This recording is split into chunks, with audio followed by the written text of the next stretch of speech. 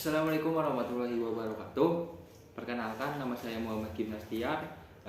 Saya dari kelas 6B. Nah, di sini mau menjelaskan mengenai mau mempresentasikan mengenai dasar-dasar kepemimpinan atau leadership, teman-teman semuanya. Nah, kita masuk ke slide yang pertama ya, teman-temanku semuanya. Nah, di sini ada yang namanya mengenai filosofi kepemimpinan. Filosofi kepemimpinan yaitu nilai seorang pemimpin atau leader bukanlah ditentukan oleh hasil yang dicapai secara pribadi, melainkan kemampuan untuk mencapai hasil dari pihak yang berada di bawah pengawasannya dan pengaruh yang dipancarkan kepada orang-orang atau pihak-pihak yang berhubungan dengannya. Itu mengenai filosofi kepemimpinan ya, teman-teman semuanya.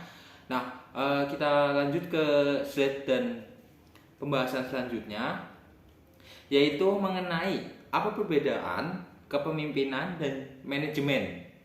Nah, jadi gini, definisi kepemimpinan menurut Griffin dan Abed, kepemimpinan adalah memotivasi orang lain untuk mau bekerja dalam rangka mencapai tujuan yang telah ditetapkan oleh dirinya ataupun orang lain. Nah, sedangkan menurut Peterson et al. Menyatakan bahwa kepemimpinan merupakan kreasi yang berkaitan dengan pemahaman dan penyelesaian atau permasalahan internal dan eksternal. Itu definisi dari yang namanya kepemimpinan dari para ahli, teman-teman semuanya. Nah, di sini akan menjelaskan mengenai definisi manajemen. Apa itu manajemen? Manajemen adalah seni dan ilmu perencanaan, pengoperasian, penyusunan, pengarahan, dan pengawasan sumber daya untuk mencapai tujuan yang sudah ditetapkan sebelumnya. Itu untuk yang namanya definisi manajemen, teman-teman semuanya.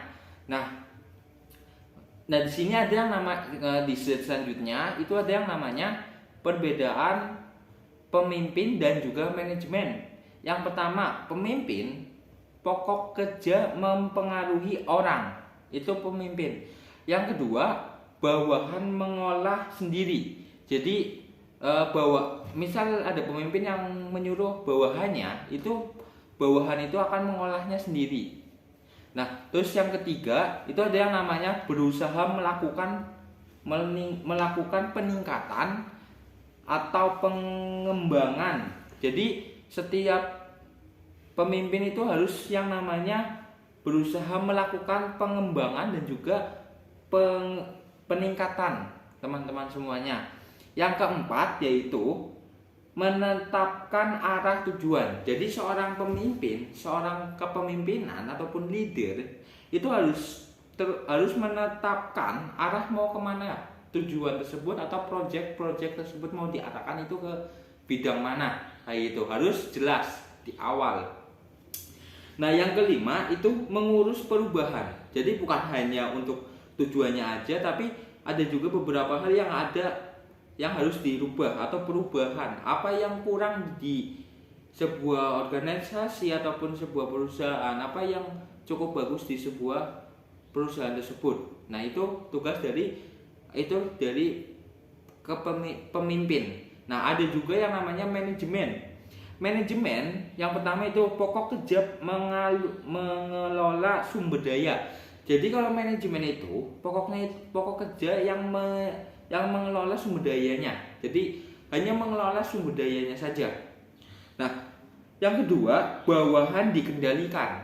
Nah, bawahan dikendalikan itu dalam arti gini, manajer memerintahkan bawahannya itu sesuai dengan yang manajer katakan, dan bawahan pun harus melakukan apa yang manajer katakan. Kayak gitu, teman-teman. Nah, yang ketiga itu adalah menjaga atau meningkatkan yang ada dengan baik. Jadi kalau misal ada yang namanya menjaga dan meningkatkan. Jadi misal ada beberapa kerjaan itu harus menjaga dan juga meningkatkan ada dengan baik. Nah, yang keempat itu ada yang namanya menyusun anggaran. Jadi yang namanya manajemen itu bukan hanya mengurus sumber dayanya saja, tetapi harus juga yang namanya menyusun anggaran atau budget yang akan dikeluarkan dalam sebuah proyek ataupun sebuah perintah, kayak gitu. Dan yang kelima yaitu mengembangkan kapasitas untuk merealisasikan rencana. Jadi gini, mengembangkan kapasitas kepada kapasitas dirinya untuk yang namanya merealisasikan atau supaya apa yang dia inginkan itu akan berjalan gitu. Nah, termasuk kerja selanjutnya yaitu mengenai hal-hal yang harus dimiliki seorang pemimpin. Yang pertama, memotivasi diri sendiri. Seorang leader atau seorang pemimpin itu harus bisa memotivasi dirinya sendiri. Karena kalau dia hanya bisa sebelum dia memotivasi orang lain, dia juga harus memotivasi dirinya terlebih dahulu. Karena dengan dia bisa memotivasi dirinya, dia juga akan bisa memotivasi orang yang ada di bawahnya ataupun orang lain, teman-teman semuanya. Yang kedua, kemampuan bicara di muka umum. Jadi seorang leader atau seorang pemimpin itu harus berani yang namanya menjelaskan kepada halayak umum atau kepada orang banyak gitu, teman-teman semuanya. Jadi harus berani yang namanya bicara di muka umum atau di banyak orang ataupun di beberapa orang gitu, teman-teman. Nah, yang ketiga itu keinginan mengetahui dan pengembangan. Jadi yang namanya pemimpin itu bukan hanya mempunyai keinginan saja, tapi dia juga harus mengetahui pengembangannya. Harus dikembangkan terus sampai kapan? Sampai benar-benar hasilnya itu sesuai dengan yang dia inginkan gitu, teman-teman. Nah, ada juga yang keempat yaitu sikap mental. Nah, seorang pemimpin atau seorang leader itu mentalnya itu harus yang namanya kuat, atau mau gimana trouble-nya ataupun mau gimana masalahnya, seorang leader itu harus siap mentalnya. Karena pastinya sebuah leader menjalankan sebuah tugas ataupun apa, pasti ada semacam masalah pastinya. Nah, seorang leader itu harus siap mentalnya untuk menghadapi sebuah masalah yang nanti dia akan hadapi ke depannya gitu. Nah, ada yang kelima yaitu mengenali karakteristik bawahannya. Seorang leader juga harus yang namanya mengenali nih gimana sifat dari bawahannya, gimana karakteristik dari bawahannya, supaya pada saat dia memerintahkan bawahannya itu sesuai dengan karakteristik dari bawahannya tersebut. Nah, dengan cara begitu, bawahan tersebut akan melakukan apa yang dia perintahkan. Nah, tapi kalau misal seorang leader tidak mengetahui karakteristik dari bawahannya itu seperti apa, bisa jadi bawahannya itu akan menolak kalau misal diberikan tanggung jawab ataupun diberikan tugas. Nah, yang keenam yaitu memotivasi bawahan. Nah, tadi di atas sebelumnya itu harus memotivasi diri sendiri. Nah, setelah seorang leader, seorang pemimpin telah memotivasi dirinya sendiri, tahap selanjutnya yaitu harus memotivasi bawahannya. Tapi kalau misal di awal seorang leader itu sudah bisa memotivasi dirinya sendiri, insya Allah bahwa dia juga akan bisa memotivasi bawahannya, karena dia bisa mengendalikan dirinya sendiri. Dengan otomatis dia juga akan bisa memerintahkan bawahannya dengan lancar, teman-teman semuanya. Nah, ada juga yang ketujuh yaitu berbagi pengetahuan pada bawahan. Jadi seorang pemimpin atau seorang leader itu bukan hanya misal dia mempunyai ilmu itu bukan hanya dipendam kepada dirinya saja, tetapi harus berbagi pengetahuannya kepada bawahannya supaya bawahannya itu mendapatkan ilmu-ilmu baru, pengalaman-pengalaman baru untuk yang namanya meningkat lah kinerjanya ataupun progresnya kayak gitu. Nah, baik, kita lanjut ke slide selanjutnya yaitu mengenai gaya kepemimpinan. Nah, gaya kepemimpinan itu ada beberapa gaya, teman-teman. Yang pertama, demonstratis leader. Ada juga yang namanya autokratis leader, ada juga yang namanya friend leader. Nah, kita lanjut ke pengertian dari gaya kepemimpinan. Yang pertama, ada yang namanya kepemimpinan demokratis. Kepemimpinan demokratis adalah gaya kepemimpinan yang biasanya dilakukan pemimpin perusahaan yang dilaksanakan di forum dengan bawahan untuk mengambil sebuah keputusan. Jadi itu yang pengertian dari kepemimpinan gaya demonstratis. Nah, selanjutnya pengertian tentang kepemimpinan otoriter. Kepemimpinan otoriter itu adalah gaya kepemimpinan di mana segala kegiatan yang akan dilakukan diputuskan oleh pemimpin semata tanpa melibatkan karyawan. Jadi kalau kepemimpinan dengan gaya otoriter itu tidak mempedulikan apakah bawahannya ataupun apakah karyawannya itu setuju dengan statement dia atau pendapat dia. Dia hanya mempedulikan atas keinginannya dia atau atas statementnya dia tanpa harus adanya persetujuan antara bawahan juga kayak gitu. Untuk yang namanya kepemimpinan otoriter. Nah, di sini ada yang namanya yang ketiga yaitu kepemimpinan bebas kendali. Apa itu kepemimpinan bebas kendali? Adalah gaya kepemimpinan yang dipercaya pada supervisi minimal dan cenderung memberikan wewenang kepada para bawahannya untuk mengambil keputusan. Nah, kalau dari gaya kepemimpinan bebas kendali itu jadi gini. Nah, seorang pemimpin itu membebaskan kepada bawahannya atau kepada karyawannya untuk mengambil keputusannya masing-masing. Nah, itu kalau yang namanya kebebasan kepemimpinan bebas kendali kayak gitu. Jadi tidak ada yang mengendalikan bawahan tersebut. Benar-benar diserahkan kepada bawahan apakah dia mau melakukan ataupun tidaknya kayak gitu. Nah, di sini ada di slide selanjutnya yaitu mengenai notasi gaya kepemimpinan. Notasi ada yang namanya S1, S2, S3, S4. Nah, untuk deskripsinya sendiri S1 telling atau direct selling atau structuring. Nah, untuk S2 selling dan problem solving dan coaching. Dan yang ketiga itu S3 yaitu preparing atau developing atau encouraging. Ada juga yang S4 yaitu delegating.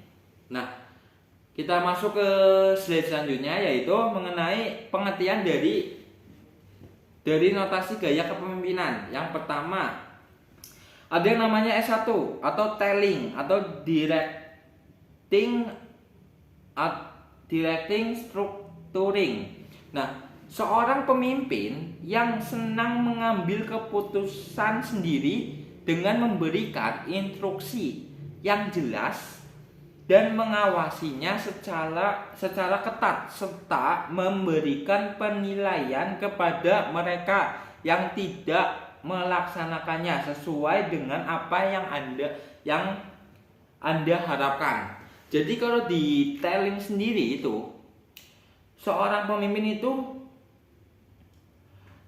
mengawasi bawahannya supaya dia melakukan apa yang dia harapkan kayak gitu untuk di S1 telling. Nah, ada juga yaitu S2 selling atau coaching. Nah, seorang pemimpin yang mau melibatkan bawahan dalam pembuatan keputusan. Jadi kalau di S2 sendiri itu seorang pemimpin itu atau seorang leader itu untuk mengambil keputusan itu harus membawa yang namanya bawahannya. Apakah dia bawahannya itu setuju atau tidaknya?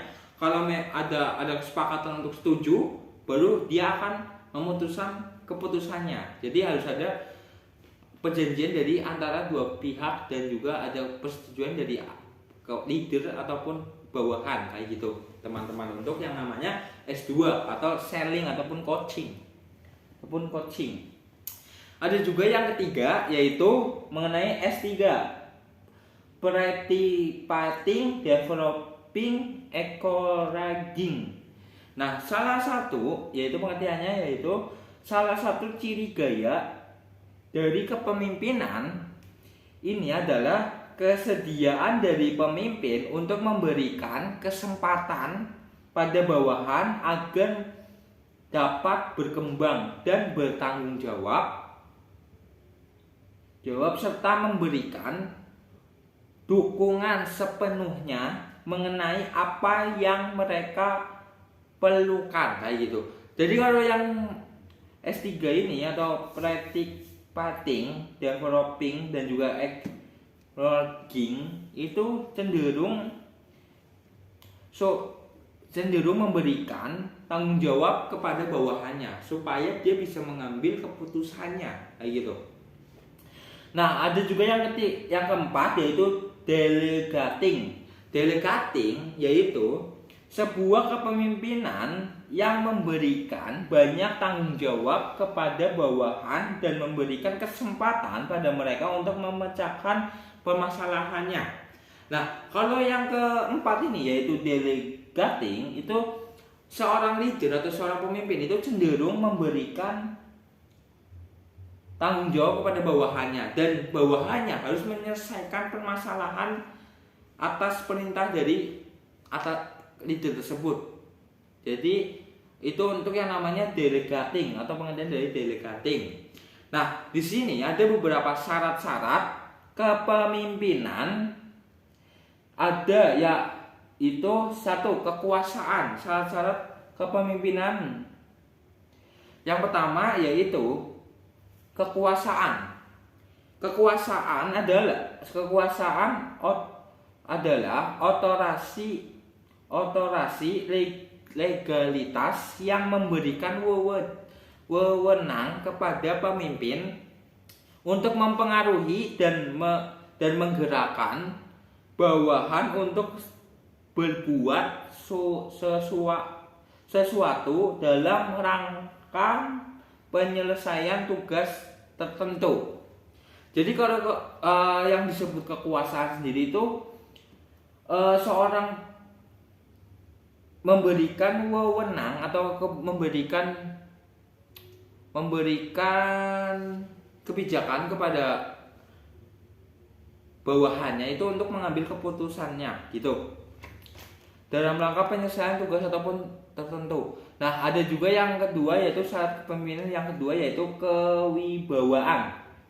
Seorang pemimpin juga harus mempunyai kewibawaan. Apa itu kewibawaan? Merupakan keunggulan, kelebihan, keutamaan sehingga pemimpin mampu mengatur bawahan patuh padanya. Jika seorang pemimpin tidak mempunyai kewibawaan, akan dipastikan bawahannya. Jika seorang pemimpin tidak mempunyai kewibawaan, bisa dipastikan banyak bawahannya itu tidak patuh kepada dirinya. Nah, jadi itu pentingnya yang namanya kewibawaan bagi seorang pemimpin atau seorang leader. Nah, yang ketiga yaitu kemampuan. Kemampuan adalah sumber daya, kekuatan, kesanggupan, dan kecakapan secara teknis maupun yang melebihi dari anggota biasanya. Jadi seorang pemimpin juga harus mempunyai kemampuan di atas rata-rata dari bawahannya. Nah, Jika seorang pemimpin sudah mempunyai kemampuan di atas dari bawahannya, nah bisa dipastikan itu masuk ke dalam syarat kepemimpinan, teman-teman. Nah, mungkin itu saja yang saya bisa jelaskan dari PPT yang berjudul dasar kepemimpinan atau leadership. Nah, mungkin saya